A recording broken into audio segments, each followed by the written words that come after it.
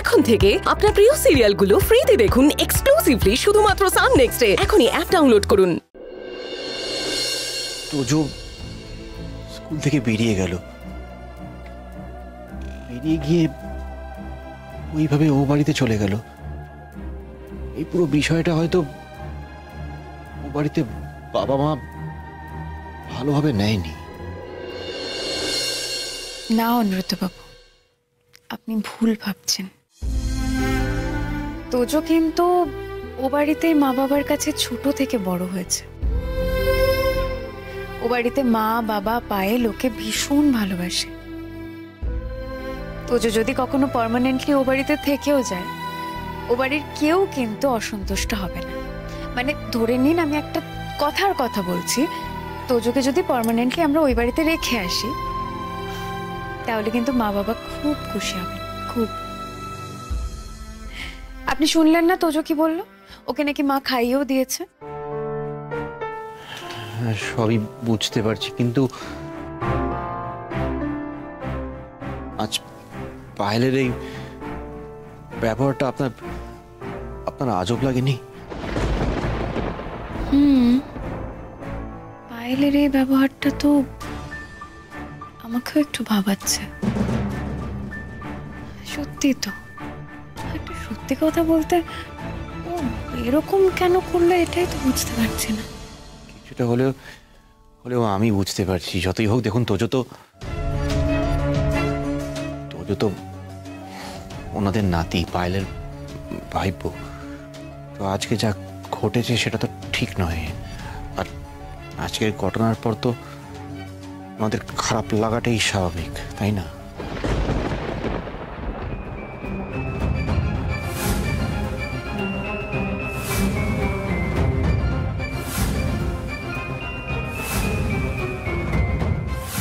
যে আমার বাবা নয় তুমি জানো না?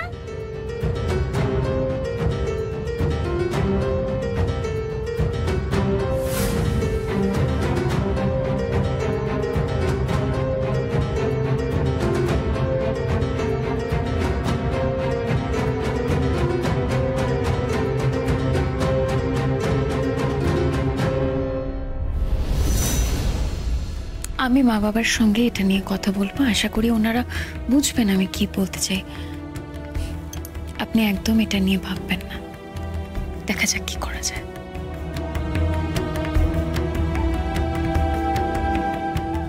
সত্যি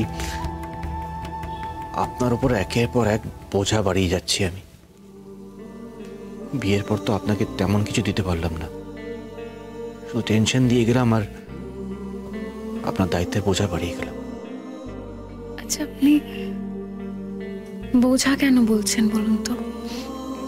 বোঝাই তো, আপনাকে একসাথে কত কিছু ভাবতে হয়, কত দিকে দেখতে হয়, বোঝাই তো।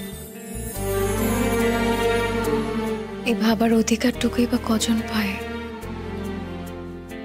সেদিক থেকে ভাবতে গেলে আমার মতো সুখী আর কজন আছে বলুন তো?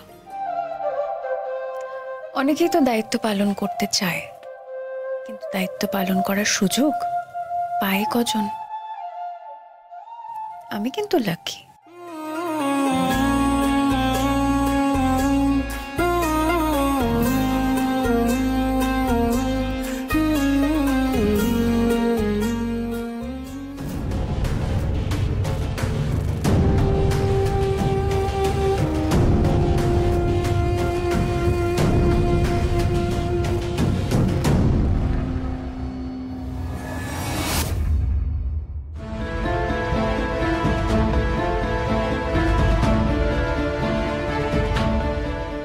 প্রীতম,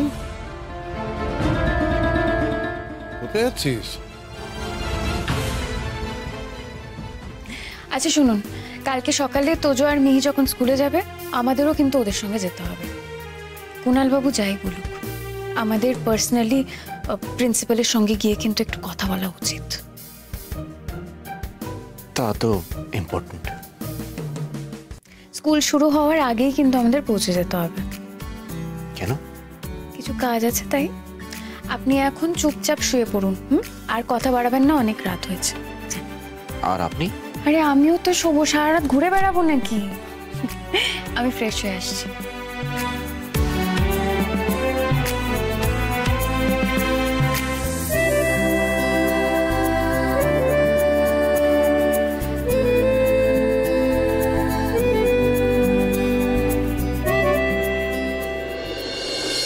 কিরে চুপ করে রইলি কেন?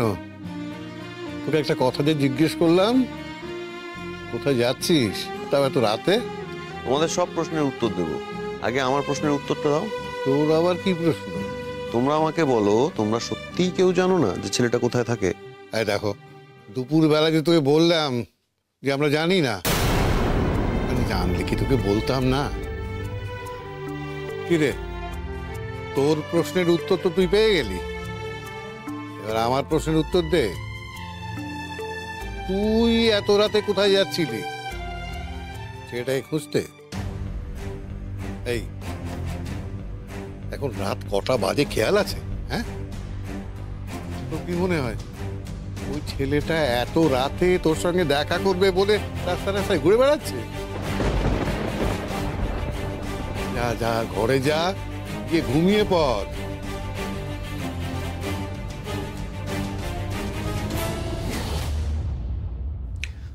তুমি এত রাতে জেগে থেকে কি করছো? তুমি ঘুমাওনি কেন?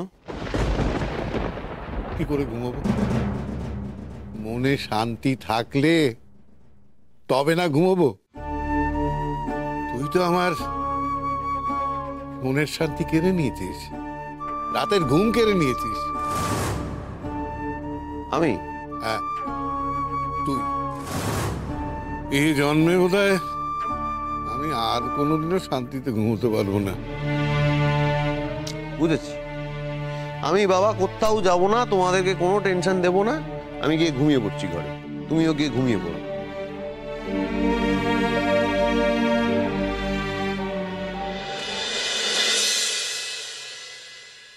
দেখুন মিস্টার রায়চৌধুরী, আমাদের এখানে কিন্তু প্রত্যেকটা টিচার যথেষ্ট কেয়ার নিয়ে পড়ান। কোনো স্টুডেন্টকেই আমরা কিন্তু ছোট বড় করে দেখি না। ইনফ্যাক্ট প্রত্যেকটা স্টুডেন্টকেই সেম ট্রিটমেন্ট করা হয়। আমি বুঝতে পারছি না আপনাদের ছেলে কেনই বা আপনাদের কাছে ওর টিচারের নামে কমপ্লেন করছে। এনিওয়েজ, কালকে থেকে ওর স্পেশাল কেয়ার করা হবে। ওর যাতে এখানে কোনো রকমই অসুবিধা না হয় পড়তে, সেটা এনশিওর করার সমস্ত চেষ্টাই করব আমরা।